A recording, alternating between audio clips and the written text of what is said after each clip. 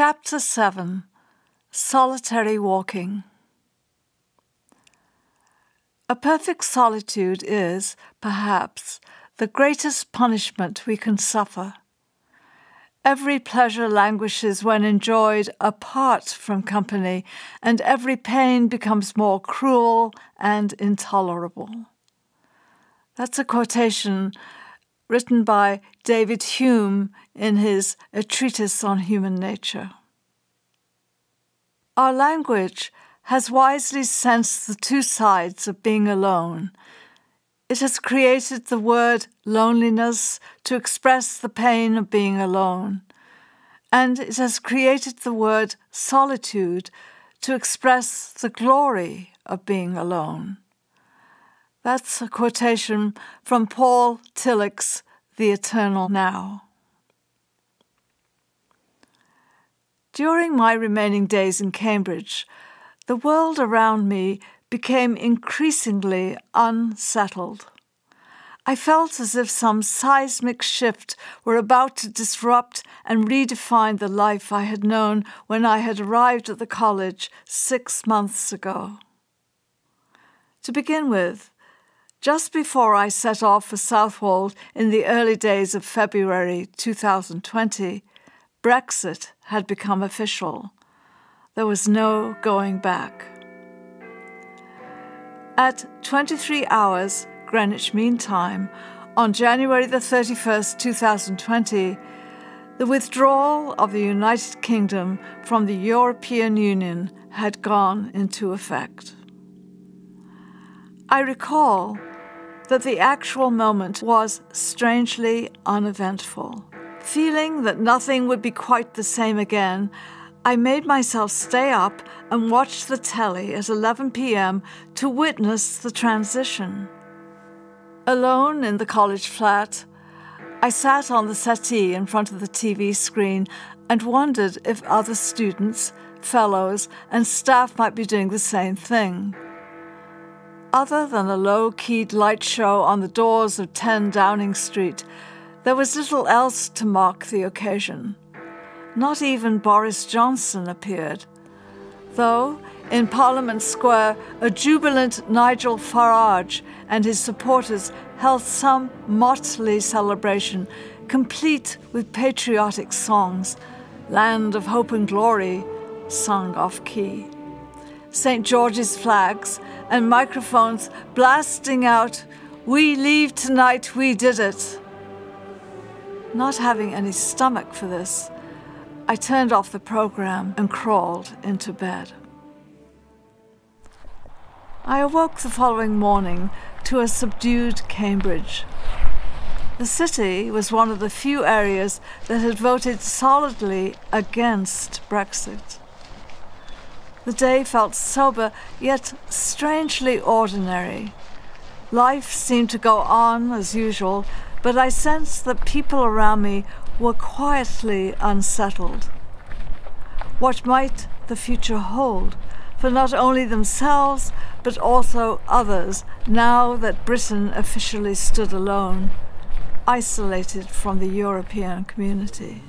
At around the same time, unsettling murmurs about the coronavirus began to circulate. Another form of isolation was emerging. The college sent out notices advising people that COVID was lurking in the area and throughout the world. Email bulletins about quarantine rooms, how to keep one's distance from others, testing, and reminders of the nurses' hours crowded my computer screen.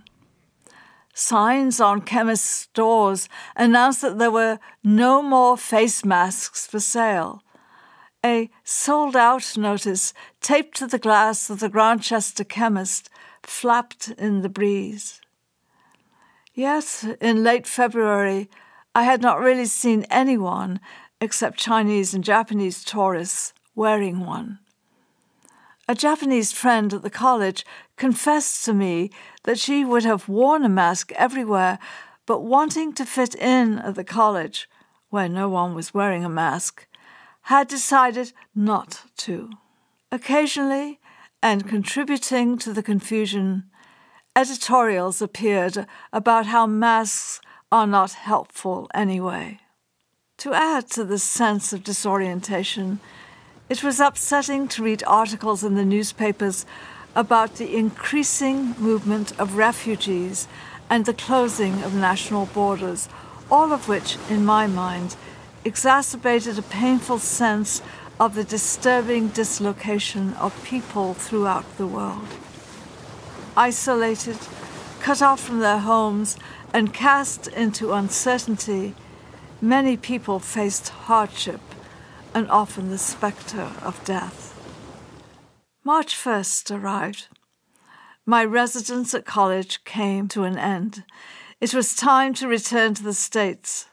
On the flight back, I worried a little about catching the coronavirus, but did not wear any protection. I recall, however, that wanting to reduce the possibility of becoming infected, I turned off the air vent above my seat and talked sparingly to my seat companions who were returning from Egypt.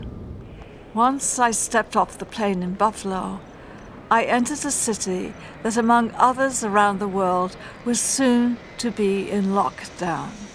During the following months, most of my Buffalo friends didn't go anywhere without wearing a mask. We kept our distance from one another, declined to congregate in closed spaces, ordered groceries to be delivered, and wiped clean every surface that might carry the virus. Suddenly, we were more separated from one another and our surrounding community than we had ever experienced.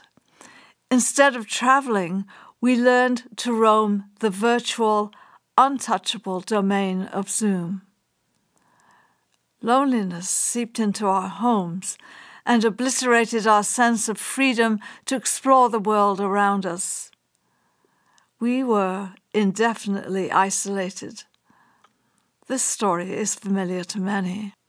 During the subsequent long, lonesome months, I occasionally thought about the contrast between the detached, slightly threatening domain of my return and my earlier solitary walks along the East Anglia coast. Why, I wondered, when rambling alone by the sea, had I not felt as lonely and unsettled as during the lockdown?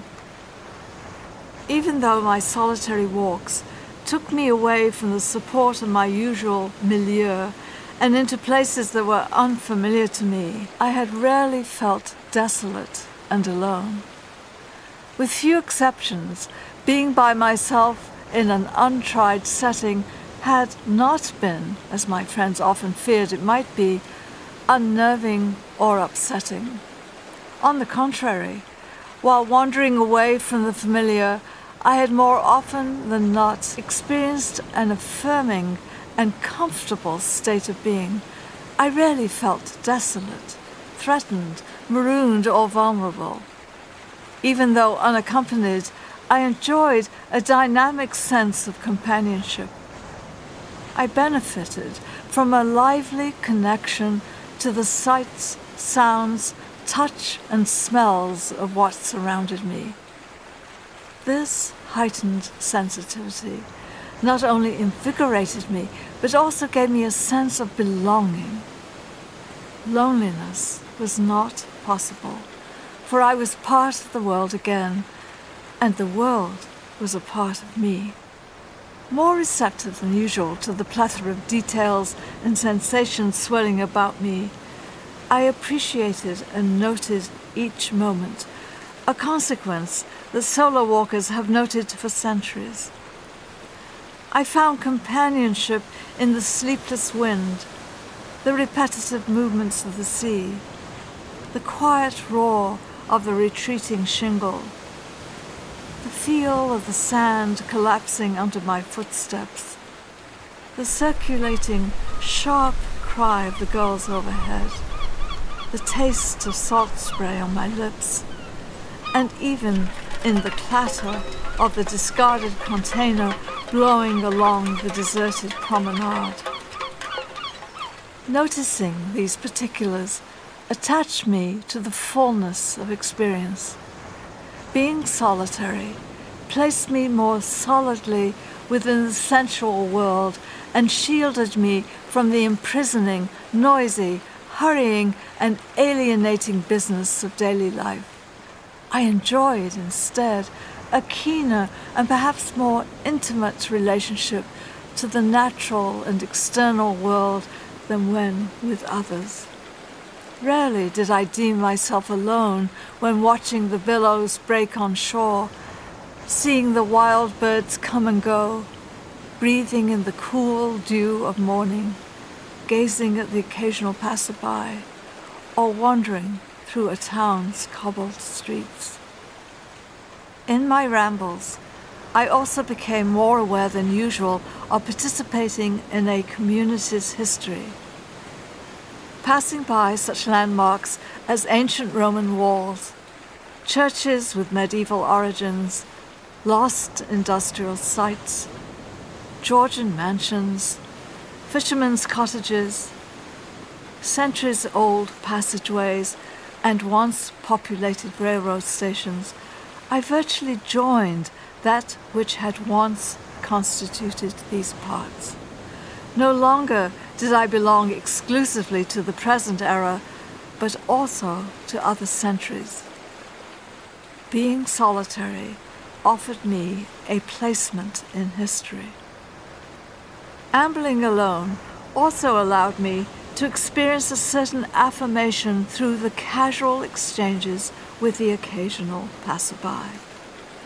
Although brief, these encounters contributed to an unspoken yet mutually understood shared sense of community and hence created a feeling of belonging.